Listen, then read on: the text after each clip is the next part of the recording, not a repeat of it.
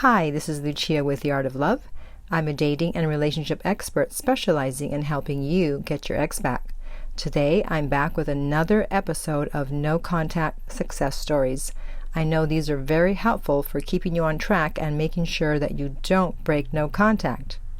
Before I start, I want to let you know to be sure you subscribe so that you don't miss out on any future videos, and while you're at it, tap the bell icon so you'll be notified when a new video is up. So I'm going to start actually with a different type of success stories. We always think of no contact as being something that we do in order to get our ex back, but instead, this is actually a story of someone who used no contact to get herself back. And she says, "This is a thank you, Lucia. I was in no contact for 4 months with an ex who dropped me. At first, I was devastated and ached to contact him. Each time the temptation arose, I listened to your podcast to resist. I even created a list of reasons not to break no contact." That's a great idea, by the way. "I realized I deserved better treatment. Since then, I've worked on myself. I'm focusing on a great job, wonderful family and friends, dating, traveling, even publishing a book." Wow, good for you. "I now know that I do not want him back in my life. If I ever hear from him again, I will not respond. He lost a great woman who adored him. Thank you for your words of wisdom. No contact worked wonders for me." So it's not always about getting your ex back. Sometimes you do it and you realize that, you know what? I don't even want my ex back. I'm just going to move on. All right. And speaking of moving on, let's move on to the next story. She says, "The no contact rule absolutely works. We've been together for 3 years and lived together for most of that time. One night we had an argument over a never-ending issue that keeps coming up and nothing ever changes." By the way, if something keeps coming up, if an issue keeps coming up, that's because it was never resolved properly the first time. So unless something is properly resolved, it will continue to come up again and again. "So one night after arguing over this matter yet again, I took my stuff and stormed out at 5 a.m. I decided to go no contact, and I marked on the calendar the periods of time you said I would be the most likely to hear from him." Or no, sorry. I just added that on my own. That's not even what she wrote. Okay, instead she said, "I marked on the calendar the periods of time that you said I would be most likely to break no contact." Okay, good. That's a good idea, so you can be aware. "Every day I went for long walks with my headphones and your videos in my ears. You've been my support through it, and I was ready to do no contact as long as necessary. But after just 1 week, on a rainy evening in Romania," sounds romantic, "as I was getting off from work, who did I see leaning on my car in the rain with flowers? That's right, my ex. I invited him in my car and talked for a few minutes. He said that he realized how much he wants me and misses me, and that he wants a life with me, and he wants to propose to me on a trip to Zanzibar," wherever that is.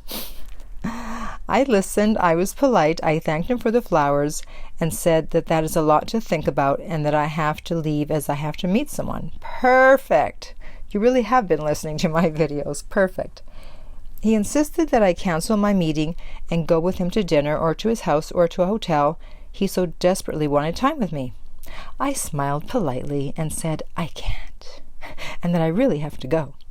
I turned on the engine, turned my car around, and dropped him off at his car. I thanked him for the flowers again, wished him good night, and I left. I feel great. I got my validation. He reached out first." Yep. But I'm not falling for words again, because this is not the first time we broke up, and he promises things will change. But it is the first time I'm doing no contact, and thanks to you for keeping me strong. It worked. Now I want to see actions, not just words. Exactly. Good for you. The next one is a nice, short and sweet story. "It's been 4 months since we broke up. He finally contacted me yesterday after blocking him from every social media account. I think he got anxious and finally decided to contact me. Thank you, Lucia. I wouldn't be able to do it without believing in your words." Okay, and one last one. When I got dumped, I begged and pleaded initially, then tried to force conversations for a couple of months until she started ignoring all my calls and texts. Well, that's what happens when you try to force someone to talk to you and they don't want to. At some point, they just ignore you. I immediately focused on improving myself and went into no contact. 26 days later, she shows up at the gym within 10 feet of me. She saw my car in the parking lot. She's the type of person who hates confrontation and would have left if she didn't want to interact with me. We waved and smiled at each other, then I ignored her for about 10 minutes. She then started asking me how I was, etc. We talked between our sets for a good 30 minutes. As those 30 minutes went on, she started opening up more and more, gravitating towards me after every set, becoming the fun girl I once dated. We both finished working out at the same time and started walking away together. She then sits down on a bench and looks at me, obviously wanting me to join her. We sat down and flirted/caught up for over an hour. I would not have recommended that. She broke up with you. This is the first time you're talking after the breakup. She needs to earn time with you. And so to just give her an hour just like that, no. You don't even know she wants to get back with you. So she doesn't get that much time that easily. She has to earn it back. You could have, you had already talked while you were working out, so you didn't need to sit there and talk to her for an hour. You could have not talked to her at all, or you could have sat and talked for 10 minutes and then left. But an hour so quickly? No, don't do that. You have to place more value on your time than that. Moving on, she told me that she asked her sister if she sees me at the gym, asked me who I've been doing things with, and said she still reads our old text messages from when we were happily together. She was very impressed on how much I've changed for the better. I didn't have to say anything. She could just tell and verbally expressed her excitement about this. There was a decent amount of physical contact between us over this hour. Of course, I didn't go for the hug, but I could tell she was dying for me to hug her. She walked out of the gym and looked back at me at least 10 times with a huge smile every time. 10 times? Damn. Get a grip, girl. I am 100% sure I was on her mind for the rest of the night. Before I started no contact, I would see her in public. She would be very cold towards me, not make eye contact for more than a few seconds, and just have no emotion on her face.